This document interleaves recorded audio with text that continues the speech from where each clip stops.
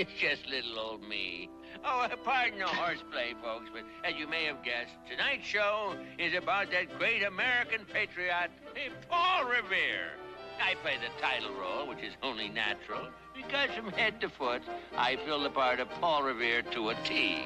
Yes, we both wear a size 7 and 1/8 hat, a 36 coat, and a size...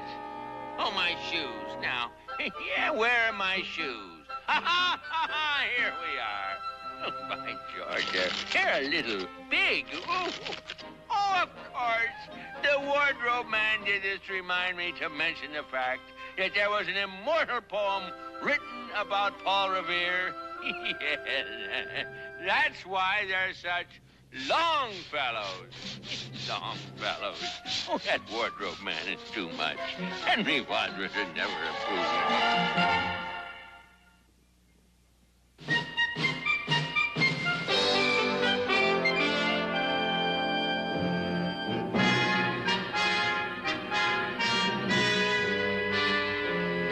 It is dawn of a vital day in history. In this angry capital of the British colony of Massachusetts, most people are asleep. Most people, but not all. Not the handful of brave men who belong to a secret underground group of patriots. They are wide awake and busy fanning the fires of protest.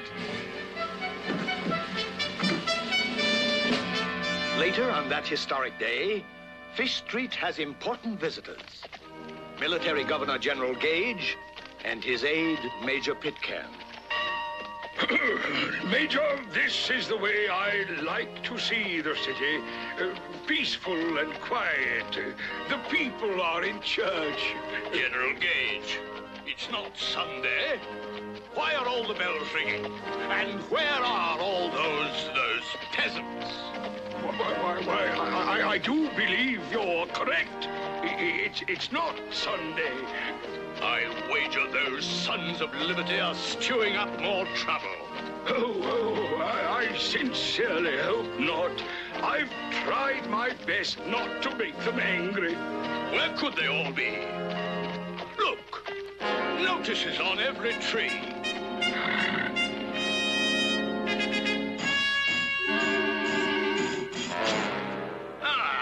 I was right. Listen to this. Friends, brethren, countrymen, that worst of plagues, the detested tea ship for this port is now arrived. Oh my. The rest is worse. We will never pay any tax levied by Parliament. Not until King George allows the colony to elect members to represent us. Why, this is treason. Treason? Oh, my gracious. Only the Sons of Liberty would dare do this. We've got to find out who they are. And this might be our chance. This notice calls everybody to a public protest meeting. Well, we'll go too and see who the leaders are.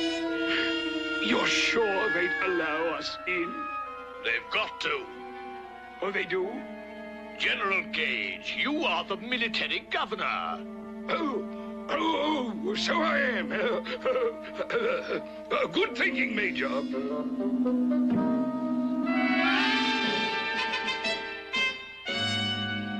I fear we've arrived too late. They've almost all left. Yes, I'm afraid so. But look there, at the head of the steps. The one on the left. That's Paul Revere. And the silver-haired fop is John Hancock. And the sloppy one is Samuel Adams. They must be the leaders. Oh, gracious. Do you really think so? Yes, and one of these days I'll prove it. And hang the traitors. But that might make the people mad.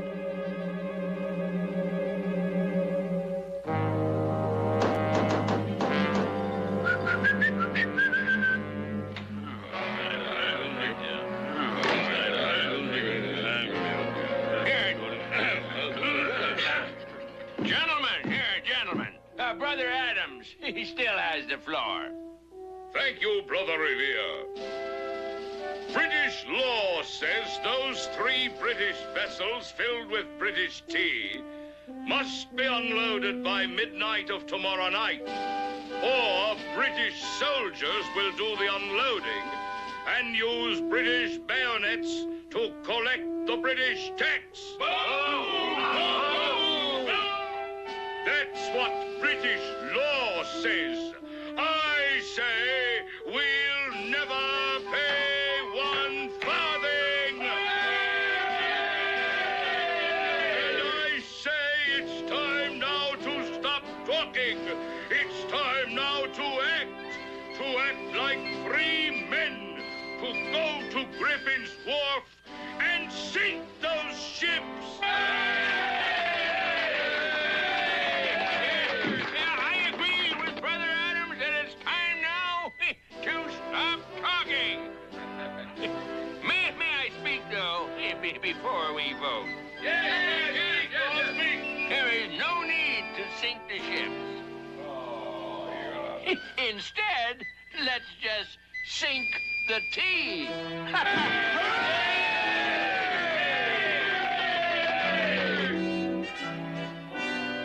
Oh, I'd better not work anymore. That'll only spoil it. My mind isn't on it. All I can think about is being an Indian. Oh, hurry, Rachel, dear girl. It's almost midnight. Well, there now, I'm all finished. Welcome, fellow Indians. Oh, where are your blankets? In my carriage. And here, gentlemen, are your feathers. Thank you, dear lady. Mrs. Revere, history will remember what you have done this night to aid the cause of liberty. Yeah. Oh, well, Brother Adams, it's almost midnight. After you use these ashes, we'd better go have our little tea party. Midnight, and all is well.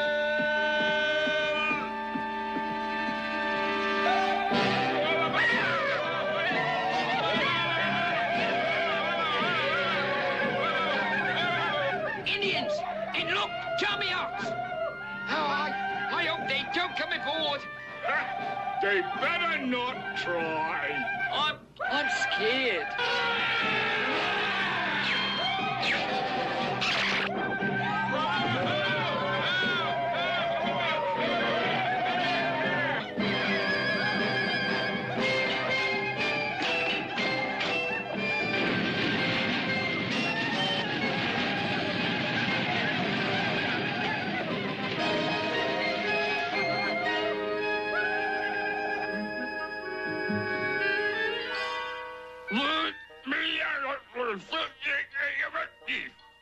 These teeth? Where do I get them? Oh, from animals. And I clean them and bind them with silver wire. They'll fit fine, now you'll see. Church bell. Oh, what's happening?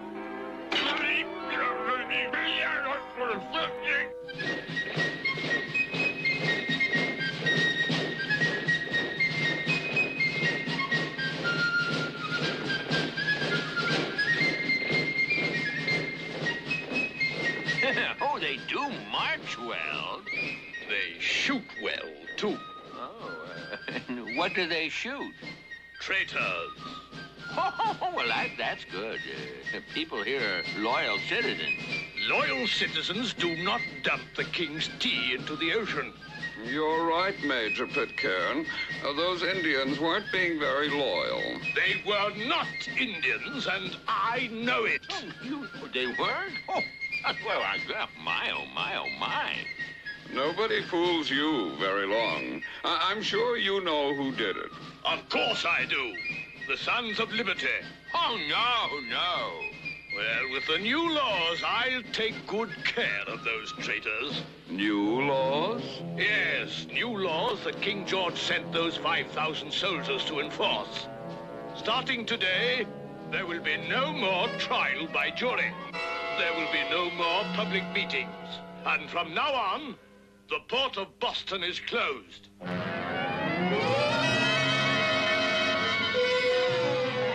Paul, I just learned of this infamous tyranny. Will you mount your steed and rush like a zephyr to New York and Philadelphia? I've written to our brothers there. I've asked them to open their hearts, their arms, and their purses to help us resist this malignant evil. If Major Pitcairn caught you with these, he'd hang you. First, he'd have to catch me. Well, I'll go. You've got a wife and family. And I want them to be free. Farewell! Godspeed.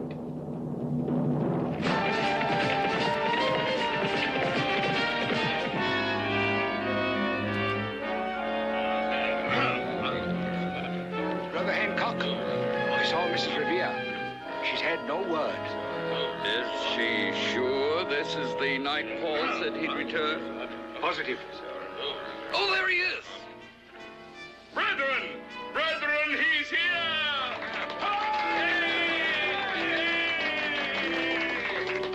Brethren, I bring news. The other colonies will help. But we must do the big job ourselves. We must break the British blockade that is choking the city of Boston. This colony will need every man in every village. Men with muskets and powder and cannon hidden away, but ready to be used on 1 minute's notice. If we must fight, then by heaven, we will fight!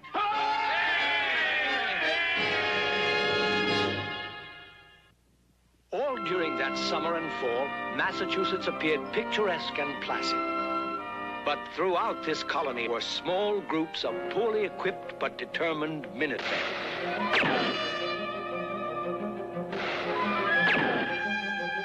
Small groups preparing to harvest an incomparable crop called freedom. Led not by professional soldiers, but by a trusted neighbor, like Farmer John Parker of Lexington. The hour, 4 p.m. The date, Sunday, April 16th, 1775. Paul Revere is in a hurry. So is history. For the world, as Paul Revere, John Hancock, and Samuel Adams know the world, will survive only another 59 hours. Hello, Revere? Yes, Brother Parker. Search of Minutemen and warn Concord.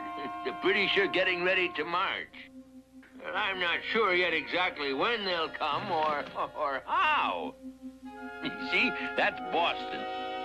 They might march across Boston Neck to Roxbury and hit Concord first. Or they might go across the Charles River to Cambridge and hit there, in Lexington. I see. I'll get the word to Concord. Good, and I'll get started for Charlestown. The place, Charlestown, across the river from Boston. The hour, 11 p.m. Time remaining, 52 hours. And I'll try to get over from the city as soon as I learn exactly when and how they're coming. Suppose you can't get through. The North Church. You see it? Of course. We can see the steeple even through the fog. Good, good. And watch that steeple every night. If they're leaving Boston by land, I'll hang 1 lantern. And I'll hang 2 if they're coming across the river. 1 if by land, 2 if by water. Yes, correct. The place, British Army Headquarters, Boston. The hour, 10 a.m., Tuesday, April 18th. Secret orders arrive from London. They force the indecisive General Gage into action. Time remaining 19 hours. Groom! Prepare all horses of the 24th and 59th Regiments. We move tonight.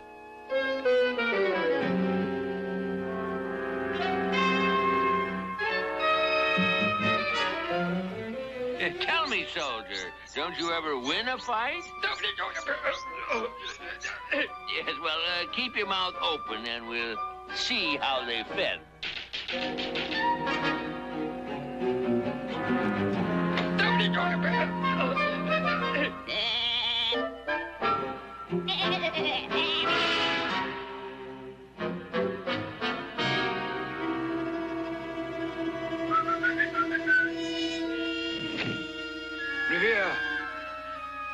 British move out tonight? How? I still don't know, but I'll need the boat if they're going by water. Then pray they're not. After curfew, they watch the river so closely the fish can't get across. Oh, but I must. General Gage got secret orders to arrest Hancock and Adams for treason. Man, hang them. If you need the boat, it'll be ready. The place, Boston Common. The hour, 10:20 p.m. Time remaining, 400 minutes.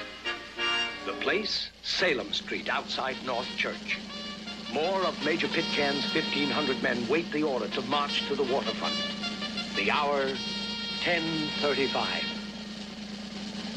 Halt! Who goes there? Just me, Paul Revee. Curfew in this area is 10 o'clock. I'll have to arrest you. I know, but officer... Yes? You see, Mr. Newman, the sexton in the church, he sent word to me, and he wants to order some silver christening cups with the... Oh, all right. Go ahead.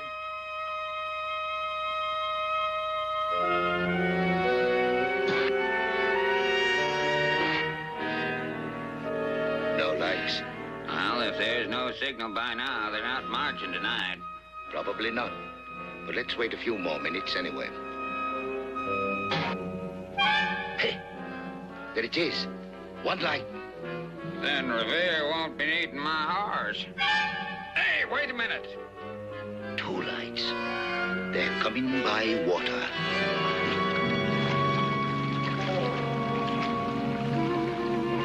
I wish the Somerset didn't have so many cannon.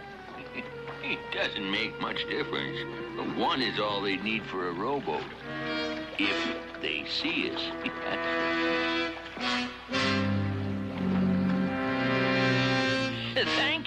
Thank you, Brother Bentley. British officers are patrolling the roads. Be very careful. I will. This is the man.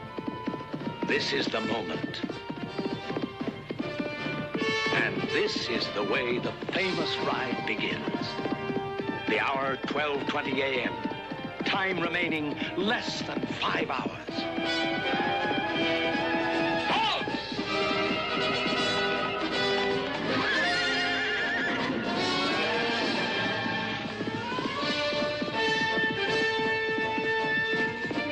Ring the bells! The British are coming! Almost a century later, Henry Wadsworth Longfellow will write his immortal poem. The British are coming! So through the night rode Paul Revere. And so through the night went his cry of alarm to every Middlesex village and farm. A cry of defiance and not of fear. A voice in the darkness, a knock at the door, and a word that shall echo forevermore. For born on the night wind of the past, through all our history to the last, in the hour of darkness and peril and need, the people will waken and listen to hear the hurrying hoofbeats of that steed and the midnight message of Paul Revere. Parker! Get your Minutemen! The British are coming! The British are coming!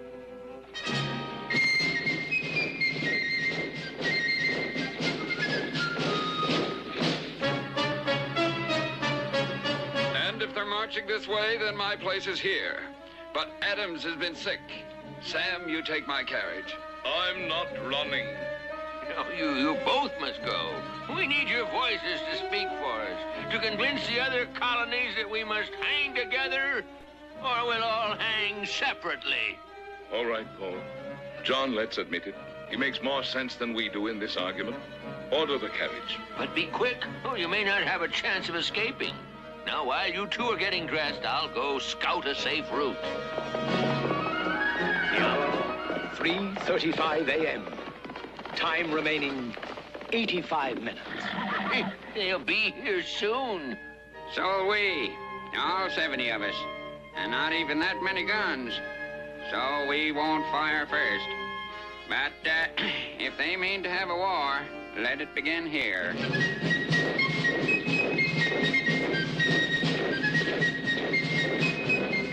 Revee scouts the road to Burlington, the world of 1775 is about to explode.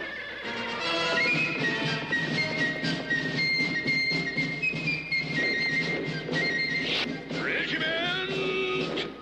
Halt! Load your weapons! Here, give this map to your driver. It'll get you onto the Burlington Post Road. If you rush. Let's go.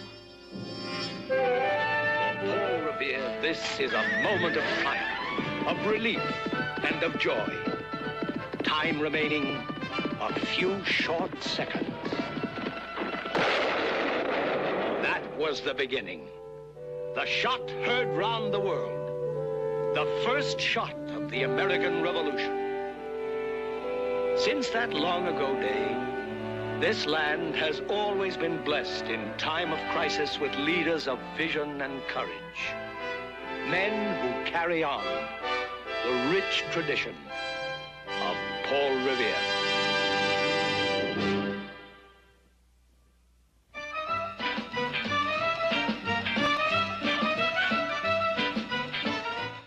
Coming up next, how do you fit 5 dinosaurs under one roof? Find out next in Prehysteria 2, right here on Disney.